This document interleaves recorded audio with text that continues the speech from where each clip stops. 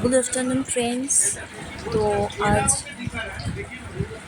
বুধবার, তো আমি একটা পটলের রেসিপি নিয়ে সঞ্জু কিচেন চ্যানেলে তোমাদের কাছে চলে আসলাম।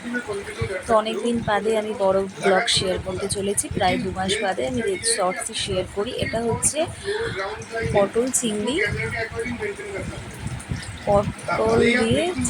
দিয়ে পটলের যে পুরটা করা হবে সেটা দিয়ে পটলের দোরমা করা হবে। তো এই দেখো, পটলটাকে যেটা বীজগুলো বের করে নিয়েছে, আর পটলটাকে সুন্দর করে কাটা হয়েছে।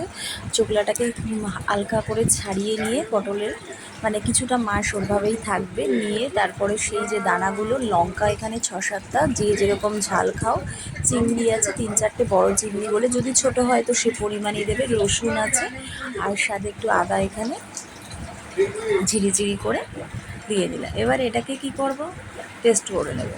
সাথে একটু পেঁয়াজ দিয়ে নিলাম। এটা আর কি ওই যে পটলের ভেতরের যে দোরমার যে পেস্ট, সেটা এই দেখো পেস্ট করে নিলাম। পেস্টটা কি সুন্দর লাগছে তাই না বলো? মনে হচ্ছে না ধনেপাতা, কিন্তু আসলে কিন্তু নয়, এটা কিন্তু পেস্ট করা হয়েছে। আচ্ছা, এবার যেটা করব সেটা হচ্ছে, ওখানে শুকনো লঙ্কা, এখানে একটু মিষ্টি, আমরা তো জানোই, ভিডিও দেখেছো তোমরা, চিনিটাকে আমরা অ্যাভয়েড করি, বাতাসাটাকে ইউজ করি।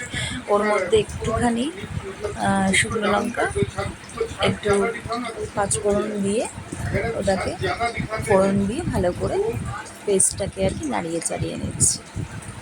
একটু নুন দিয়ে নেব পরিমাণ মতো, নুন দিয়ে পরিমাণ মতো একটু হলুদ দিয়ে নেব। নাড়িয়ে চাড়িয়ে ভালো করে টান টান মতো হয়ে আসবে, একটু শুকিয়ে শুকিয়ে ভাব আসবে, তো পুরটা প্রায় রেডি হয়ে যাবে। পুরটা প্রায় রেডি হয়ে যাবে। ভালো করে নেড়ে চেড়ে নিচ্ছি গ্রেভিটাকে, চিংড়ি দিয়ে করা যে গ্রেভিটা আর পটলের যে দানা সেগুলো দিয়ে। এবার পটলগুলোকে এভাবে কেটে নিয়ে ভালো করে ভেজে নিচ্ছি, মোটামুটি লাল লাল করে ভেজে নিচ্ছি। এবার পুরটাকে কিছুক্ষণ ঠান্ডা করব, প্রায় 5-10 মিনিট ঠান্ডা করে। এই যে পুরটাও দেখো রেডি, আর পটলটাও ভাজা হয়ে গেছে কি সুন্দর করে। এবার আস্তে আস্তে ঠান্ডা হলে এইভাবে পুরটা ভরে নেব, ব্যাস রেডি পটলের দোরমা।